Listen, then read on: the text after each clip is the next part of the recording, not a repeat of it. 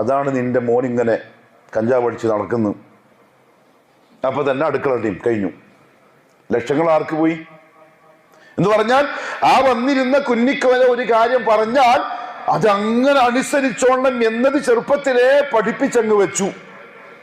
അതുകൊണ്ട് പേടിയാണ്. തങ്ങൾ പറഞ്ഞിട്ട് പൊളിക്കാണ്ടിരുന്നാൽ എങ്ങനെയാ പൊളിക്കും. അത് അവരുണ്ടാക്കിയ കുടില തന്ത്രമായിരുന്നു. അത് ഇന്നും അവർ പയറ്റിക്കൊണ്ടിരിക്കുകയാണ്. സലഫികളെടുത്ത് മാത്രമേ ആ ഒരു തന്ത്രം വിലപ്പോവാതെ വന്നിട്ടുള്ളൂ. സലഫിക്ക് അങ്ങനത്തെ പേടിയൊന്നുമില്ല. അയ്യോ, ഇയാളിതാ ജിഫ്രി മുത്തുക്കോയനാ പറഞ്ഞത്. നമുക്ക് ജിഫ്രി മുത്തുക്കോയ മാത്രം, അതിനപ്പുറത്ത് വേറെ ആരുമല്ല. അത് നമ്മുടെ നാട്ടിലുള്ള സമസ്തന്റെ ഒരു നേതാവ്. സലഫികളെ സംബന്ധിച്ചിടത്തോളം പച്ച ബടായി വിടുന്ന ഒരു ചങ്ങായി, അതിനപ്പുറത്തൊന്നും കാണുന്നില്ല. അവർ ആദരിക്കപ്പെടേണ്ടവരല്ല. ലാ ഇലാഹ ഇല്ലല്ലാഹിന് എതിര് പറയുന്നവൻ ബഹുമാനിക്കപ്പെടേണ്ടവനേ അല്ല. ഹലോ ഡിയർ പ്രിയരെ, ചിന്താ ചാനലിലേക്ക് എല്ലാവർക്കും സ്വാഗതം. നിങ്ങൾ കേട്ടില്ല മേലെ. ഹലോ മൈ ഡിയർ താടി. ഞാൻ ഒന്ന് രണ്ട് കാര്യങ്ങൾ സൂചിപ്പിക്കാം.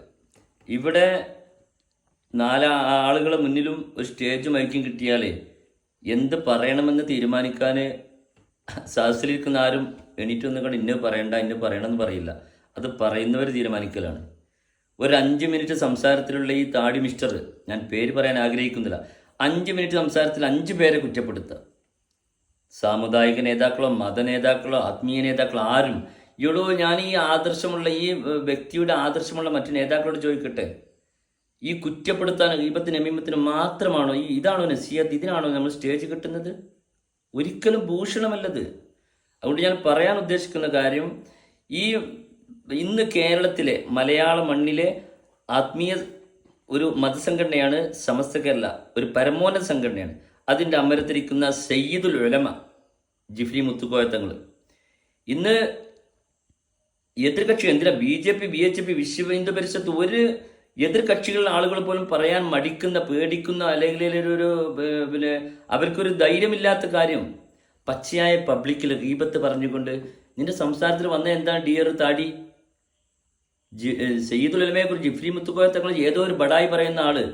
ഞാനൊരു കാര്യം പറയുന്നു, മര്യാദക്ക് സംസാരിച്ചുകൊണ്ട് സംസാരത്തിൽ മര്യാദ പാലിക്കണം. അല്ല എങ്കിൽ ഒരു പക്ഷേ ഇത്രയും സമസ്തയുടെ അണികളെ നെഞ്ചത്ത് ഈ വാക്ക് കുത്തിയാൽ ഒരു പക്ഷേ അവർ താടിയെ നിങ്ങൾ നെഞ്ചത്ത് കയറി നിറങ്ങും. അല്ലെങ്കിൽ അവർ നിങ്ങളെ നിയമപീഠത്തിൽ കയറ്റും.